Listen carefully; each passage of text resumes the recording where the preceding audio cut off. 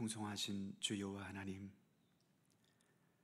오늘도 저희들에게 새 아침을 열어주시고 무엇보다 우리 주님을 먼저 생각하고 기억하게 하셔서 이처럼 주님의 전에 나와 또 하루의 첫 시간을 주님의 말씀과 기도와 더불어 시작하도록 이끌어 주심을 감사합니다. 세상에 볼 것들이 수없이 많고 해봐야 될 것도 많고 또 우리의 이목을 끄는 수많은 것들이 있지만, 그러나 그 어느 것이라도 우리 하나님을 능가할 수 있고 하나님을 앞설 수 있는 것이 무엇이 있겠습니까? 오직 우리에게는 우리 하나님이 가장 먼저이기에 이처럼 하루의 첫 시간을 주님과 함께하기 원합니다. 우리 주님이 행하신 모든 일들을 믿음의 눈으로 바라보며 기뻐하고 감사하게 하시고, 우리에게 길과 진리와 생명으로 이 땅에 오신 예수 그리스도를 더 겸손한 마음으로 바라보고 의지하고 따르면서 주님께서 우리를 위해 열어주신 그 구원과 생명의 길을 주님과 함께 걸어갈 수 있도록 늘 동행하여 주시옵소서. 이 새벽도 주 성령께서 함께 모인 이곳에 친히 임재하셔서 모든 것을 주관하시기를 원하옵고 예수님의 이름으로 기도드립니다. 아멘. 찬송 503장입니다. 503장.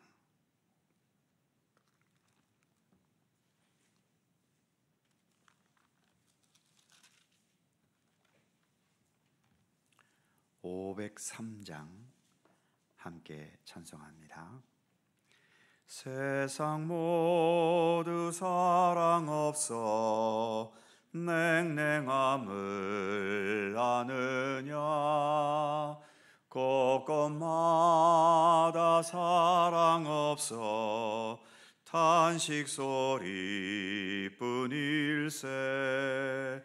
악을 선케 만들고 모든 소망 이루는 사랑 얻길 하여 저들 오래 참았네. 사랑 없는 까닭에, 사랑 없는 까닭에 사랑 얻기 위하여 저들 오래 참았네. 곳곳마다 범민함은 사랑 없는 연고요. 측은하게 손을 펴고 사랑받기 원하네. 어떤 이는 고통과 근심 걱정 많으니 사랑 없는 까닭에 저들 실망하도다. 사랑 없는 까닭에, 사랑 없는 까닭에, 사랑 없는 까닭에 저들 실망하도다. 어떤 사람 우상 앞에 복을 빌고 있으며, 어떤 사람 자연 앞에 사랑 요구하도다. 먼저 믿는 사람들 예수 사랑 가지고 나타내지 않으면 저들 실망하겠네. 예수 사랑 가지고, 예수 사랑 가지고 나타내지 많으면 저들 실망하겠네. 기갈 중에 있는 영혼 사랑받기 원하며 아이들도 소리 질러 사랑받기 원하네. 저들 소리 들을 때 가서 도와줍시다. 만민 중에 나가서 예수 사랑 전하세.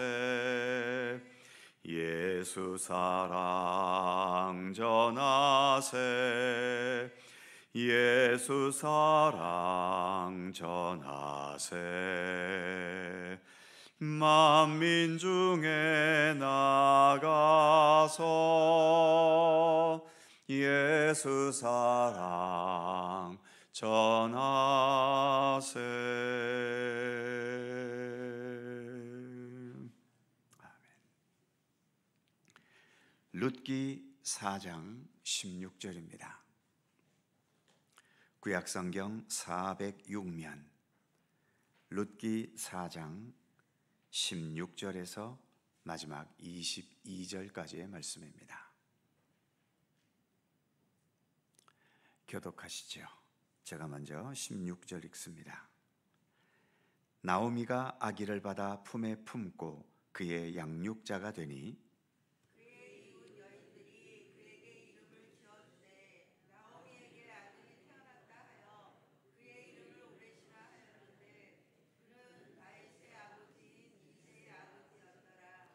베레스의 계보는 이러하니라. 베레스는 헤스론을 낳고 헤스론은 람을 낳고 람은 아민나답을 낳고 암미나답은 나손을 낳았고 나손은 살몬을 낳았고 살몬은 보아스를 낳고 보아스는 오벳을 낳고 다 같이 오벳은 이새를 낳고 이새는 다윗을 낳았더라. 아멘.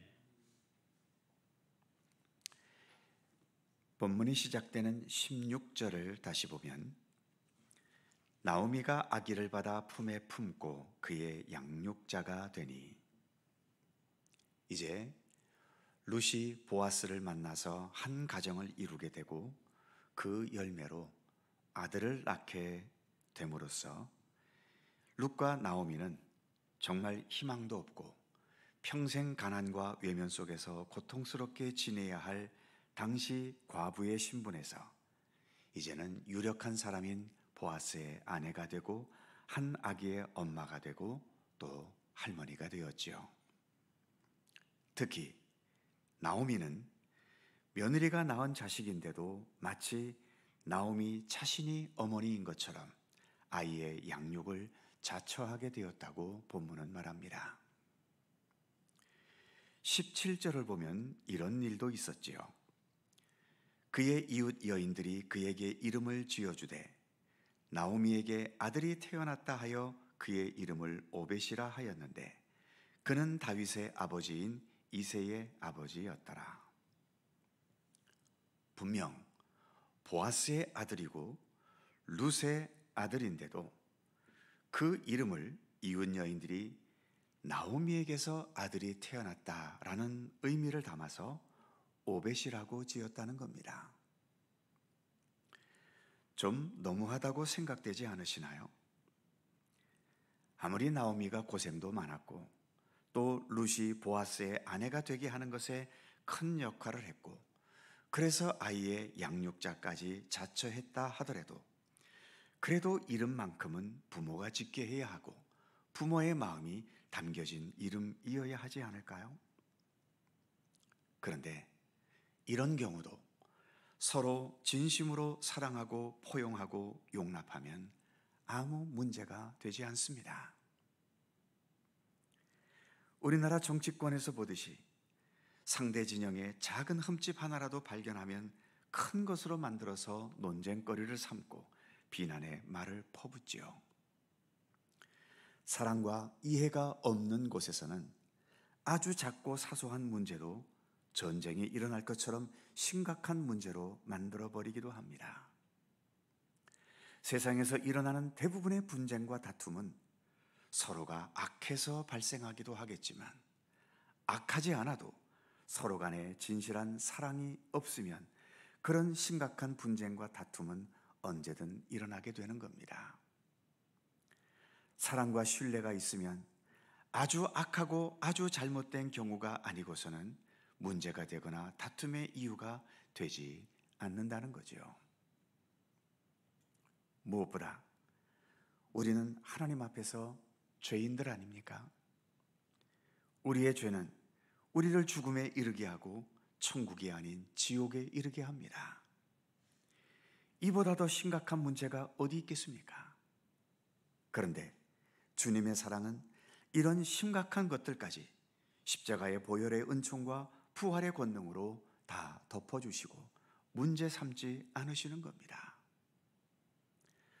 돈으로도 권력으로도 지식으로도 과학으로도 해결될 수 없는 문제들이 이렇게 주님의 사랑과 이해와 포용과 신뢰로 능히 해결되고도 남는다는 것을 본질적으로 보여주고 계시는 겁니다. 그래서 사랑은 영원하다라고 말할 수 있는 거죠.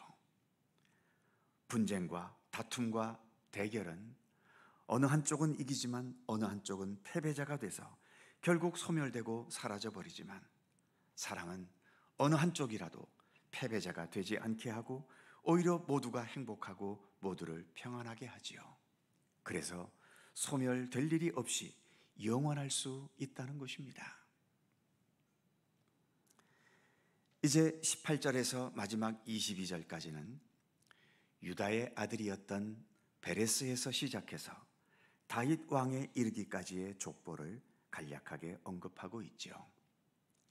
이 족보 안에도 사랑이 없으면 얼마든지 문제를 삼아 심각한 지경에 이르게 할 사안들이 많이 있습니다. 먼저 18절에서 베레스는 헤스론을 낳았다고 하는데 이 베레스의 어머니는 다말이라는 여인이지요. 이 다말이라는 여인은 입에 담기 좀 그렇지만 시아버지인 유다와의 관계 속에서 태어난 자입니다.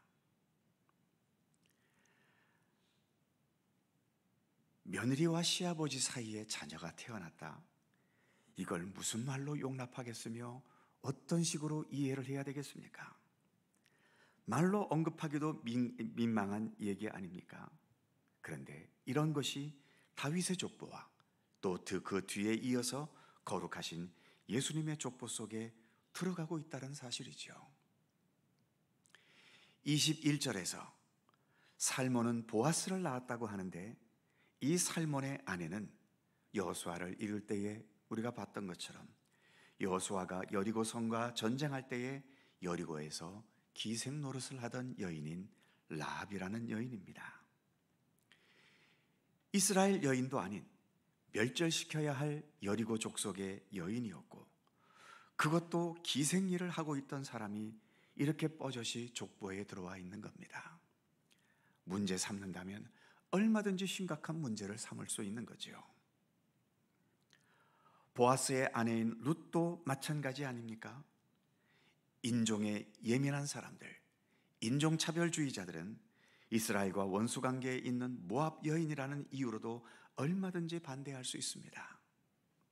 그러나 아무 문제 삼거나 비난 없이 본문은 이렇게 흠집이 많아 보이는 족보를 그대로 말하고 있는 겁니다. 그것도 그 엄한 구약시대의 말이지요. 하나님의 사랑과 은혜를 인식한다면 이런 문제들은 문제될 게 없기 때문이지요. 무엇보다 나도 하나님 앞에서는 용서받을 수 없는 죄인에 불과하다는 사실을 겸손하게 인식할 수 있다면 서로 간에 보이는 몇 가지의 흠집을 지닌 것에 그렇게 과민하게 반응할 필요가 없다는 것을 깨닫게 되는 겁니다. 과연 누가 옳을까요? 모든 것들을 용납하시는 하나님이 옳을까요? 따질 때까지 끝까지 따지고 들어가는 우리 인간의 습성이 옳은 것일까요? 우리는 모두가 잘난 사람이 되고 싶어 하고 완벽한 사람이라는 말을 듣고 싶어 하지만 세상은 의외로 그런 잘난 사람과 완벽한 사람들 때문에 더 좋아지거나 더 올바른 세상이 되어가지는 않아 보입니다. 오히려 눈에 드러나지 않아도 서로 진실하게 사랑할 수 있고 용납할 수 있는 사람들에 의해 세상은 더 따뜻해지고 아름다워지고 문제가 없는 평화로운 세상이 되어 가는 것입니다. 룻기는 먹고 살기 힘들어서 이방 나라 모압에 이민을 갔지만 남편과 자식 모두가 죽어버리는 암담한 비극에서 출발해서 이렇게 아름답고 평화롭게 끝나고 있죠. 그 바탕에는 서로 간의 장벽을 뛰어넘는 사랑이 있었고 무엇보다 하나님의 돌보심과 또 인도하심과 주님의 크신 사랑과 은혜가 있었기 때문입니다. 주님의 사랑과 은혜의 소중함과 위대함을 기뻐하고 감사하면서 룻기는 끝나고 있는 거지요. 룻기를 읽고 나서 다른 모든 것은 다 잊어도 이러한 모든 비극과 아픔과 눈물의 상황을 헤쳐나갈 수 있었던 유일한 힘, 그것은 돈도 아니며 권력도 아니며 인간의 능력도 아니고 무엇보다 우리 가운데 함께 하시는 하나님의 사랑과 은총, 그 사랑과 은혜를 인식하면서 서로 간의 모든 것들을 용납하고 받아줄 수 있는 사랑의 위대한 힘이 이런 아름다운 결론을 맺게 했다는 것만큼은 기억하실 수 있기를 바랍니다.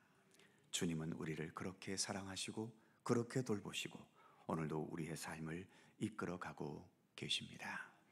기도하겠습니다. 거룩하신 하나님, 이제 룻기의 마지막 부분을 또 오늘 함께 묵상하도록 이끌어 주셔서 감사합니다. 하나하나 따지고 들면 얼마든지 따지고 들 수 있고 오늘 본문에서도 아무리 나오미가 모든 사안에 있어서 중요한 역할을 했다고 하지만 그러나 보아스와 룻 사이에 태어난 그 자녀의 이름마저도 자기 중심으로 이름을 짓는다면 따지고 들자면 이것도 얼마나 심각한 문제가 되겠습니까? 그러나 지금까지 룻기를 보아왔듯이 얼마든지 문제 삼을 수 있는 것들이 서로 간의 사랑과 용납과 이해와 포용하는 그 따뜻함으로 모든 장벽들을 뛰어넘었고 그래서 이렇게 아름다운 가정을 이루고 귀한 자녀까지 출생하는 여기에까지 이르지 않았습니까? 마지막에 담겨있는 이 족보 속에서도 얼마든지 용납될 수 없는 그리고 충분히 근거가 되는 그러한 문제까지 있음에도 불구하고 마치 아무것도 아닌 것처럼 이렇게 용납하고 넘어가는 아름다운 장면을 룻기의 마지막으로 우리에게 제시해 주고 있습니다. 하나님, 과연 우리가 이 땅에 살아가면서 하나님께 용납될 수 없는 수많은 죄악을 안고 우리가 살아가는데 주님께서는 이러한 모든 것들도 문제 삼지 않으시고 우리를 지금도 넉넉하게 품어주고 계시지 않습니까?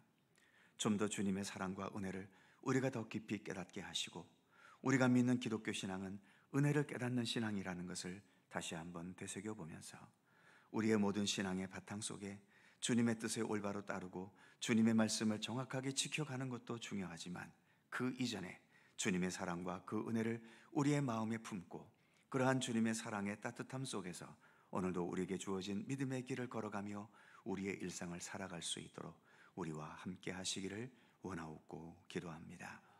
오늘도 새날을 주셔서 감사합니다. 주님과 함께 동행하게 하심을 감사하오며 오늘도 저희들을 기도의 자리로 불러주셨사오니 마음과 뜻과 중심을 다하여 기도하게 하시고 나 혼자만을 위한 이기적인 기도에 머물지 않고 우리의 어렵고 고통스러운 이웃들과 이 나라와 민족과 여전히 전쟁과 문제가 멈추지 않는 온 세상을 위해서 그리고 지금도 주님의 말씀과 뜻을 따라 주님 주시는 귀한 사명을 온전히 감당하는 이 땅의 모든 복음의 사역자들, 주님의 일꾼들을 위하여 기도하는 우리의 기도가 되도록 함께해 주시옵소서.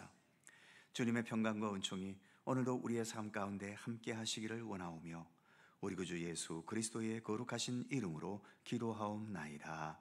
아멘. 하늘에 계신 우리 아버지, 아버지의 이름을 거룩하게 하시며 아버지의 나라가 오게 하시며 아버지의 뜻이 하늘에서와 같이 땅에서도 이루어지게 하소서. 오늘 우리에게 일용할 양식을 주시고 우리가 우리에게 잘못한 사람을 용서하여 준 것 같이 우리 죄를 용서하여 주시고 우리를 시험에 빠지지 않게 하시고 악에서 구하소서. 나라와 권능과 영광이 영원히 아버지의 것입니다. 아멘. 함께 기도하시고 자유롭게 돌아가시겠습니다.